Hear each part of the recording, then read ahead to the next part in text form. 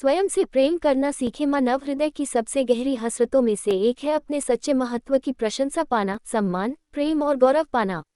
Bible में हमें बताया गया है, अपने पड़ोसी से खुद जितना प्रेम करो।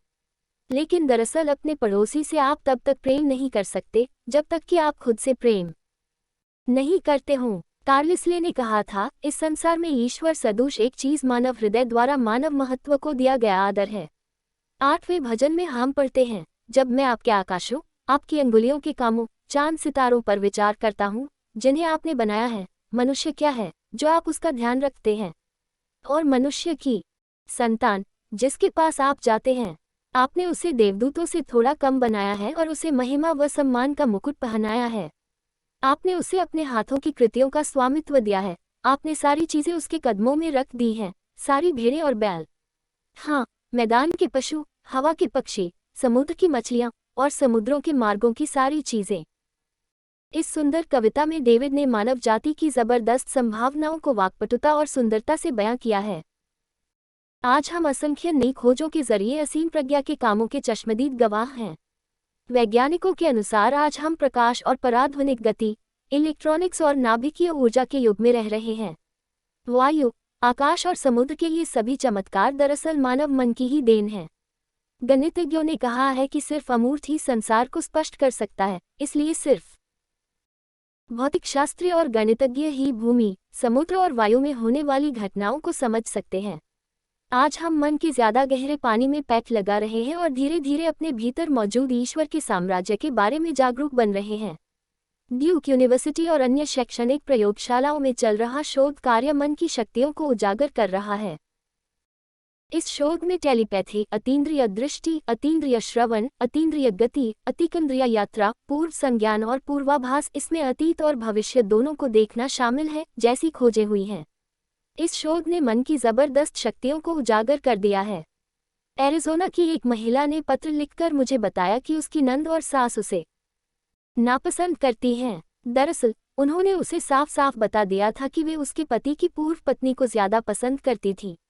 वे उसे कभी अपने घर नहीं बुलाती थी, बल्कि हमेशा उसके पति से अकेले ही आने को कहती थी। हालांकि वह महिला उनके प्रति सबसे अच्छा बर्ताव करने की कोशिश करती थी, लेकिन इसके बावजूद वे उसके खाने, उसके घर, उसके कपड़ों और उसकी भाषा की आलोचना करती थी। इस महिला ने कहा कि वह हीन और अस्वीकृत महसूस करती है। उसने मुझसे पूछा, वे ऐसा क्यों करती हैं? मेरे साथ क्या गड़बड़ है? जवाब में मैंने बताया कि वह अनावश्यक रूप से और अन्यायपूर्ण कष्ट उठा रही है। मैंने कहा कि उसमें अपनी नंद और सास की जहर बुझी बातों, उनकी बेरुखी और असभ्यता को खारिज और अस्वीकार करने की शक्ति थी। मैंने उसे आगे समझाया कि उसने अपनी सास या नंद को नहीं बनाया था, इसलिए वह उनके ईर्ष्यालु नजरियों और ग्रंथियों के लिए किसी तरह से जिम्मेदार नहीं थी। मैंने उससे कहा कि वह उन्हें सिंहासन पर बैठाना छोड़ दे और उनके लिए पावपोष बनना भी छोड़ दे। पावपोष ऐसी चीज है जिसे आप अपने पैरों तले कुचलते हैं। अगर आप सोचते हैं कि आप कीड़े मकोड़े हैं, तो हर कोई आपको कुचल देगा। मैंने आगे कहा कि संभवतः वे उसके आकर्षण, शालीनता, दयालुता और अद्भुत चरित्र से चिढ़ गई हो, इसलिए उन्हें उसे नीचा दिखाने में एक तरह का परपीड़क संतोष मिलता होगा। मैंने उस महिला को सुझाव दिया कि वह उनसे सारे संबंध तोड़ ले। उनकी लल्लो चप्पो या चापलूसी करके खुद को नीचे गिराने की क्या जरूरत थी? मैंने उससे कहा कि उसे आत्मसम्मान और आत्मसम्मान का नजरिया अपना लेना चाहिए। दूसरे शब्दों में उसे खुद से प्रेम करना था, क्योंकि ईश्वर ही आपका वास्तविक स्व है। मैंने उसे नीचे दी गई प्रार्थना करने का सुझाव दिया। मैं अपनी ससुराल वालों को पूरी तरह से ईश्वर को समर्पित करती हूँ। ईश्वर ने उन्हें बनाया था और वही उन्हें पोषण देता है। मैं उनके प्रति प्रेम, शांति और सद्भाव बिखेरती हूँ तथा उनके लिए स्वर्ग की सारी नियामतों की कामना करती हूँ। मैं ईश्वर की संतान हूँ। ईश्वर मुझसे प्रेम करता है और मेरी परवाह करता है। जब क्रोध, डर, आत्म आलोचना, आत्म निंदा या द्वेष का कोई नकारात्मक विचार मेरे मन में दाखिल होता है, तो मैं अपने भीतर मौजूद ईश्वर का विचार सोचकर उसे तुरंत बाहर कर देती हूँ। मैं जानती हूँ कि मेरे विचारों और भावनाओं पर मेरा पूरा आधिपत्य है। मैं ईश्वर की संतान हूँ। मैं इस समय अपनी सारी भावनाओं व भावों को सौहार्दपूर्ण, सृजनात्मक दिशा में लगा रही हूँ। केवल ईश्वर के विचार मेरे मन में दाखिल होते हैं और मुझे सद्भाव, स्वास्थ्य व शांति प्रदान करते हैं। जब भी मुझ में खुद को हीन या नीचा समझने की प्रवृत्ति आएगी, तो मैं साहस के साथ ये दृढ़ कथन कहूंगी, मैं ईश्वर को अपने भीतर ऊपर उठाती हूँ। मैं ईश्वर के साथ एकाकार हूँ और जो ईश्वर के साथ है वह बहुमत में है। अगर ईश्वर मेरे साथ है तो मेरे खिलाफ कौन टिक सकता है। मेरे सरल निर्देशों पर अमल करने से इस महिला के दिलो दिमाग का कायाकल्प हो गया। उसने कहा, इस प्रार्थना ने तो मेरे लिए चमत्कार कर दिया। मेरे पति कुछ समय पहले मुझसे कहने लगे कि तुम तो दमक रही हो, तुम्हें क्या हो गया है।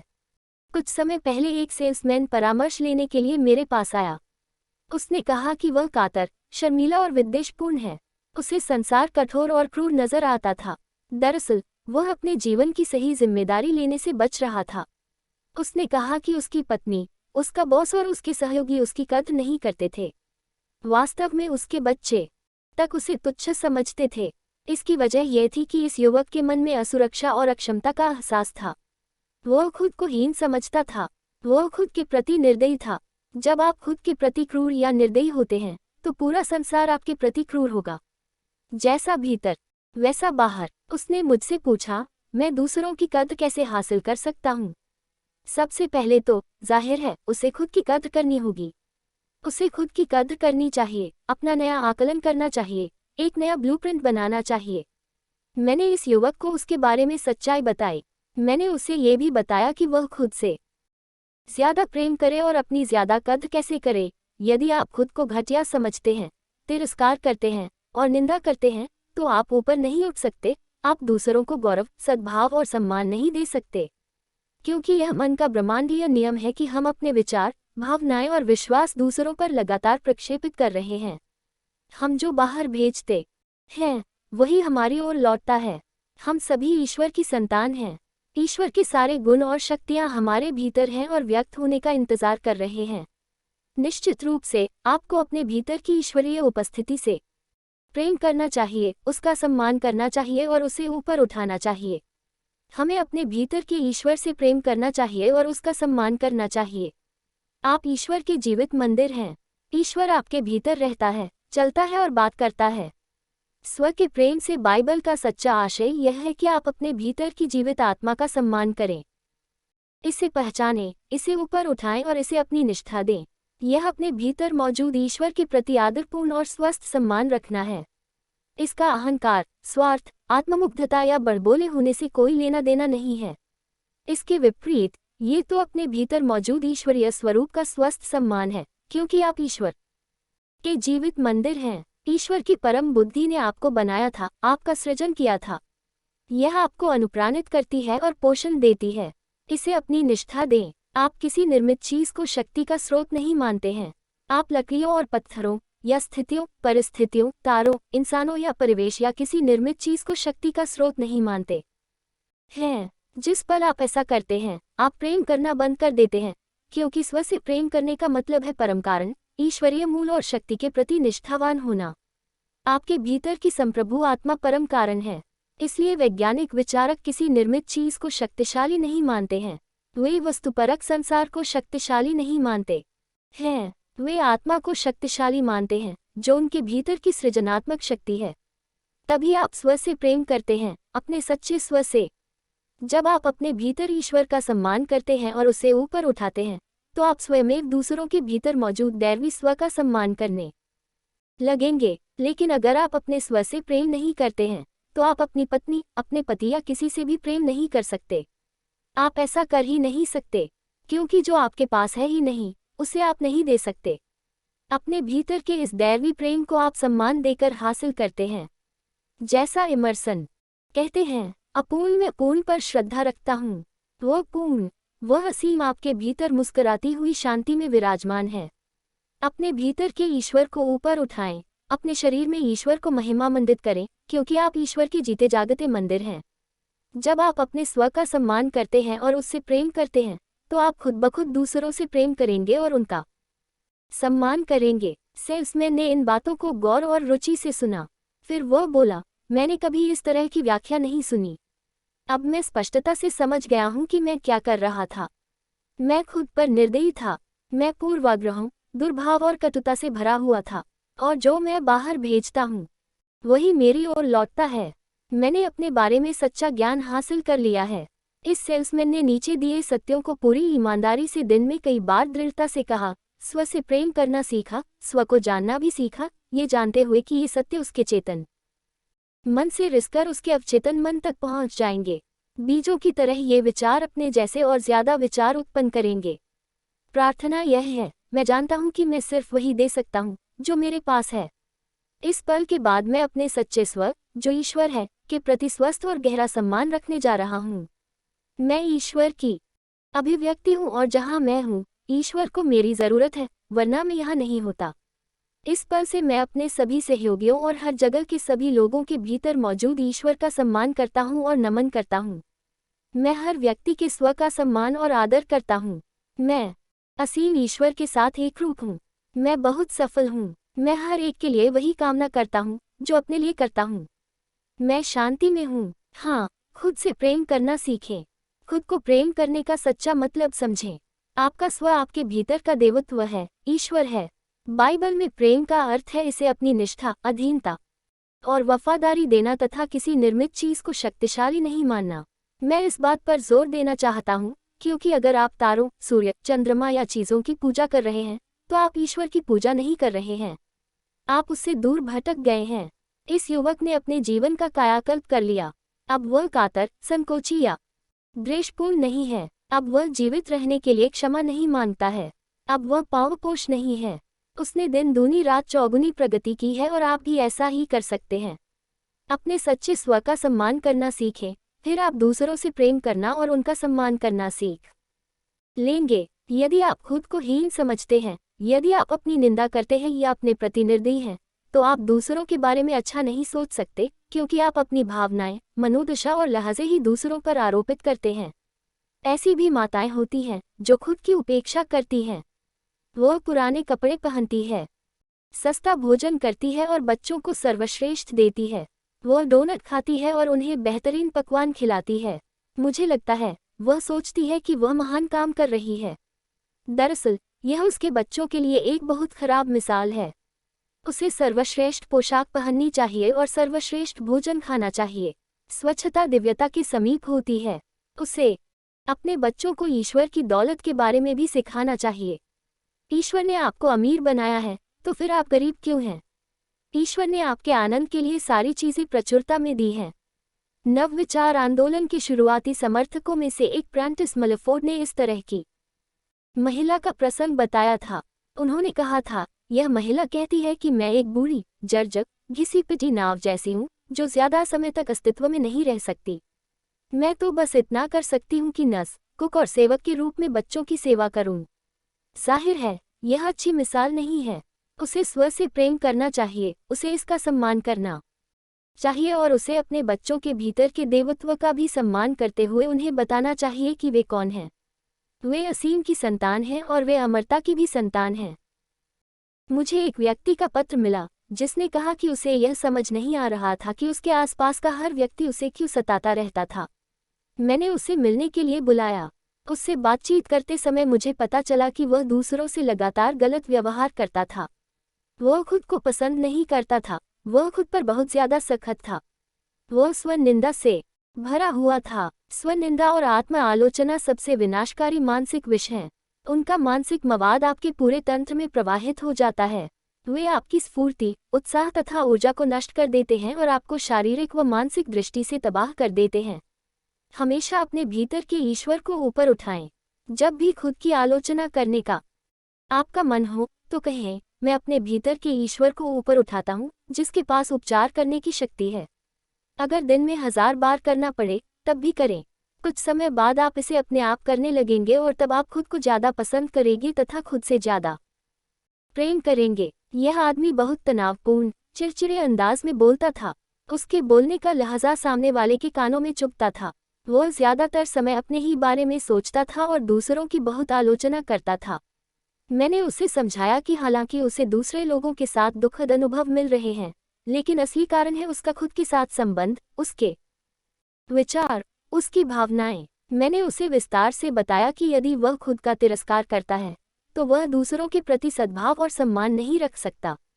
मन का नियम यह है कि इंसान हमेशा अपने विचार और भावनाएं अपने सहयोगियों तथा आसपास के सभी लोगों पर प्रक्षेपित करता है।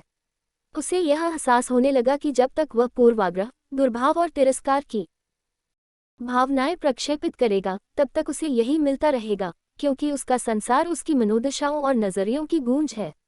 मैंने उसे एक मानसिक और आध्यात्मिक फॉर्मूला बताया, जिससे वह अपनी चिड़ और अहंकार से उबरने में कामयाब हुआ। उसने चेतन रूप से नीचे दिए गए विचार अपने अवचेतन मन में लिखने का निर्णय लिया, जिसे जीवन की पुस्तक भी कहा जाता है। मैं स्वर्णिम नियम का अभ्यास करता हूँ। आगे से मैं दूसरों के प्रति वैसा ही सोचूंगा, बोलूंगा और काम करूंगा, जैसा मैं चाहता हूं कि दूसरे मेरे बारे में सोचें, बोलें और काम करें। मैं शांति से अपनी राह पर चलता हूं और मैं स्वतंत्र हूं, क्योंकि मैं सभी को स्वतंत्रता देता हूं। मैं सभी के प्रति शांति, समृद्धि और सफलता की सच्ची कामना करता हूं। मैं हमेशा शांत और संतुलित रहता हूं। ईश्वर की शांति मेरे मन और समूचे अस्तित्व में सैलाब की तरह भरी हुई है। दूसरे मेरी कद्र और सम्मान करते हैं, जिस तरह मैं अपनी कद्र करता हूँ। जीवन मेरा बहुत सम्मान करता है, क्योंकि इसने मुझे प्रचुरता में दिया है। जीवन की छोटी छोटी बातें अब मुझे नहीं चिढ़ाती हैं।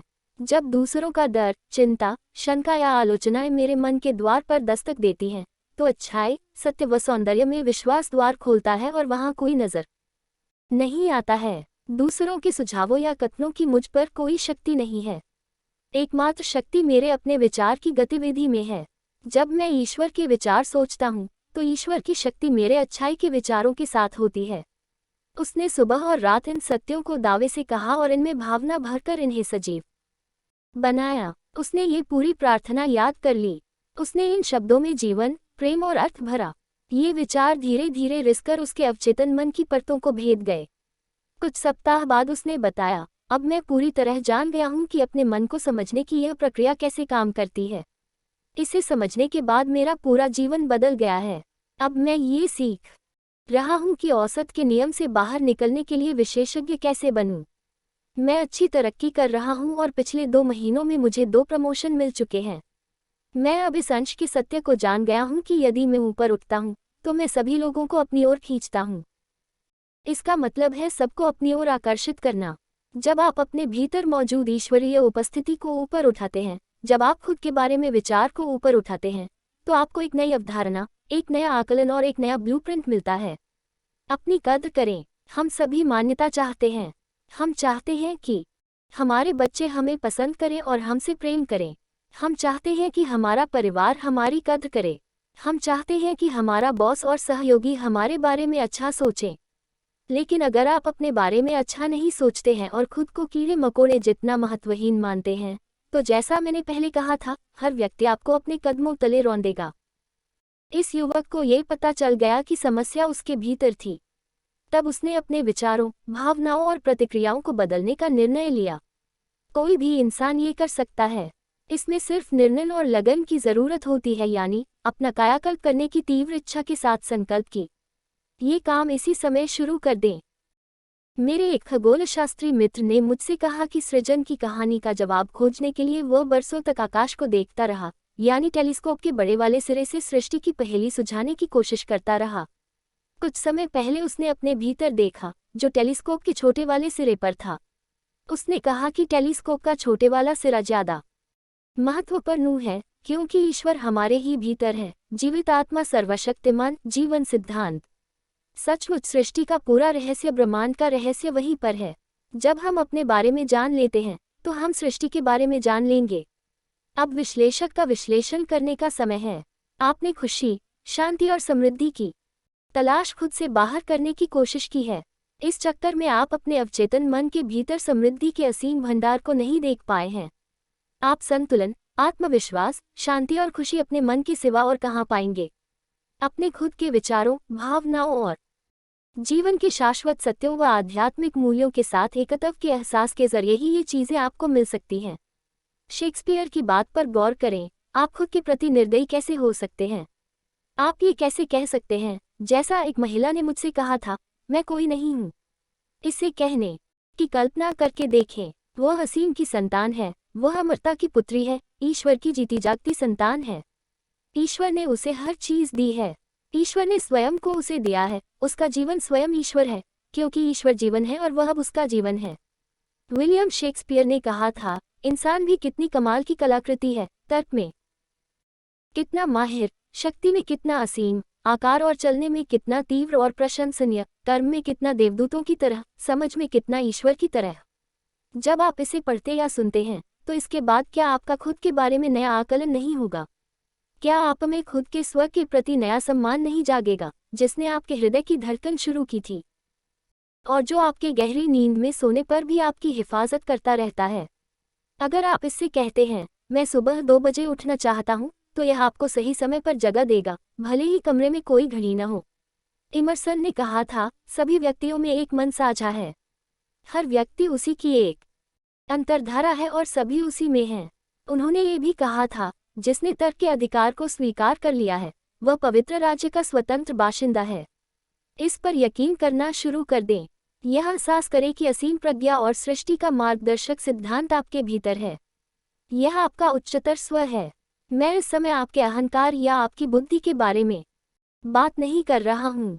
मैं तो आपके भीतर के असीम अस्तित्व की बात कर रहा हूँ, जो आपकी अंगुली के घाव का उपचार करता है, जो आपके गहरी नींद में होने पर आपके सभी अति महत्वपूर्ण अंगों को नियंत्रित करता है। यह आपके शरीर की सभी प्रक्रियाओं और क्रियाओं को नियंत्रित कर रहा है।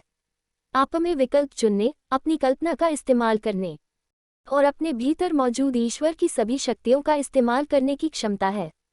आपका मन ईश्वर का मन है, क्योंकि सृष्टि में केवल एक ही मन है।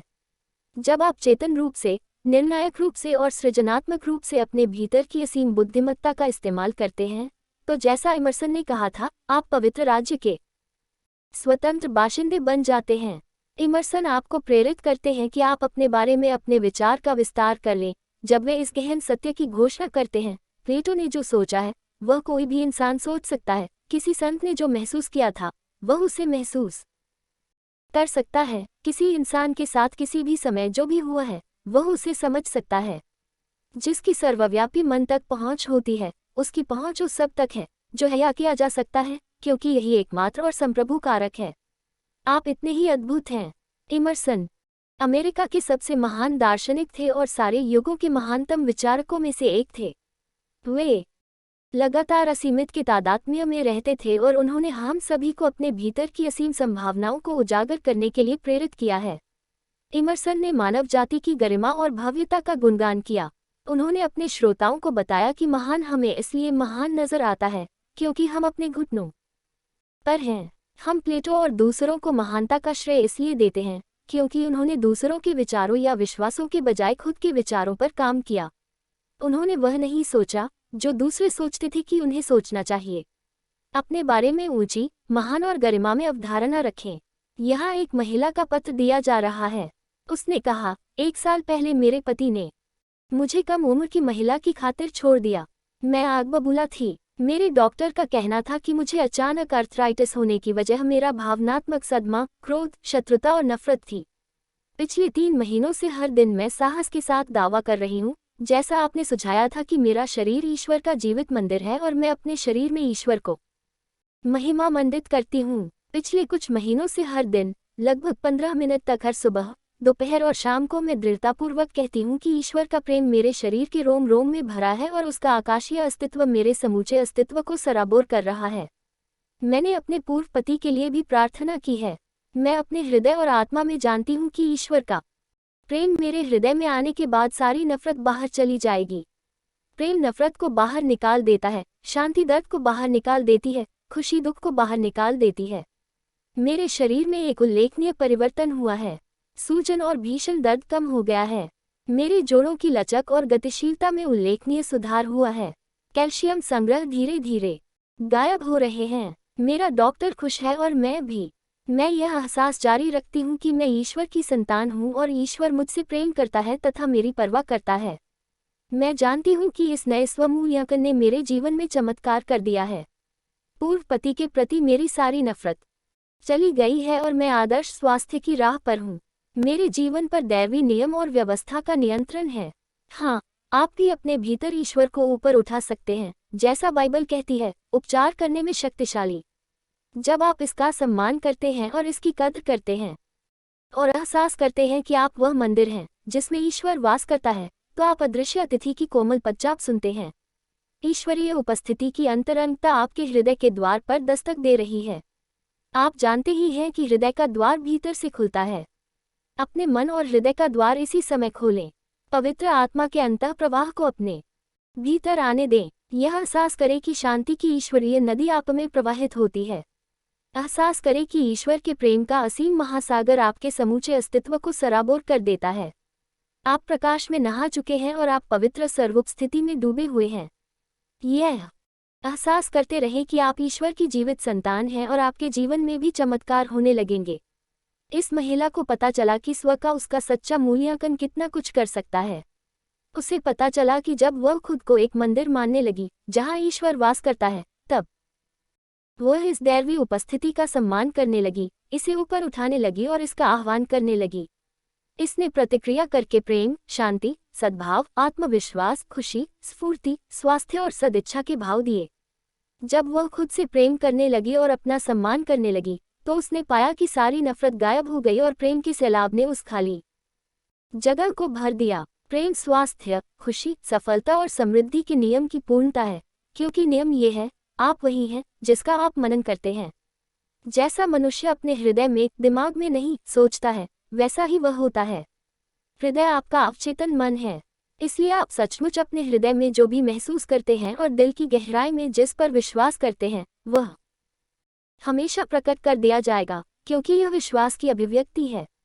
जीवित लोगों की भूमि में ईश्वर की नेकी में विश्वास करें। अपने भीतर की असीम आत्मा के मार्गदर्शन में विश्वास करें, क्योंकि ईश्वर आत्मा है। जो उसकी आराधना करते हैं वे आत्मा में और सत्य में उसकी आराधना करते हैं। इसलिए आप इस पृथ्वी के किसी इंसान की आराधना नहीं करते हैं, क्योंकि तब आप ईश्वर की आराधना नहीं कर रहे होंगे। आराधना करने का मतलब है अपने भीतर के उस उच्चतर स्व को परम श्रद्धा और सम्मान देना, उसे परम ध्यान और निष्ठा के लायक मानना और किसी भी निर्मित चीज को शक्तिशाली मानने से इनकार करना, चाहे वह पुरुष हो, महिला हो या बच्चा हो।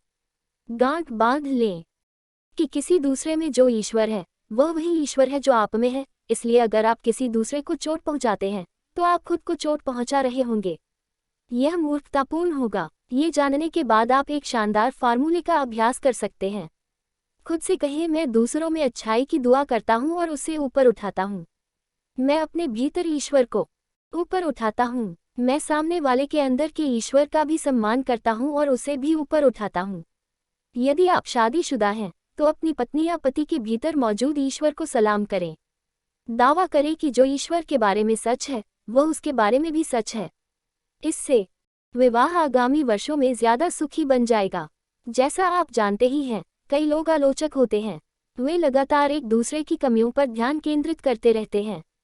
वे चिढ़ और शिकायतों से भरे होते हैं। जाहिर है, वे प्रेम और सद्भाव से विभक्त होते हैं, क्योंकि अलगाव या तलाक मन से होता है। जब आप अपने विवाह के वादों से दूर हो जाते हैं तो इसका मतलब है कि आपका तलाक हो गया है। मनोवैज्ञानिक हमें बताते हैं कि हम में से प्रत्येक अपने जीवन के लिए एक पटकथा तैयार करता है। ये पटकथा उच्च आत्मसम्मान और आशावाद की हो सकती है, या फिर ये पटकथा कम आत्मसम्मान और निराशावाद की हो सकती है। ये पटकथा ऐसी हो सकती है जो हमें सुखी बनाए। ये पटकथा ऐसी भी हो सकती है जो हमें दुखी बनाए। कृपया इसकी व्याख्या करके यह मतलब न निकालें कि उच्च आत्मसम्मान वाले लोग हमेशा खुशमिजाज और आशावादी होते हैं तथा कम आत्मसम्मान वाले लोग हमेशा दुखी रहते हैं। जीवन में हम सभी ऐसी अवस्थाओं से गुजरते हैं जब परिस्थितियां अच्छी नहीं होती हैं। अंतर यह है कि उच्च आत्मसम्मान वाले लोग ज्यादा आसानी से उछलकर ऊपर पहुंच जाते हैं, जबकि कम आत्मसम्मान वाले लोग ऐसा नहीं कर पाते हैं।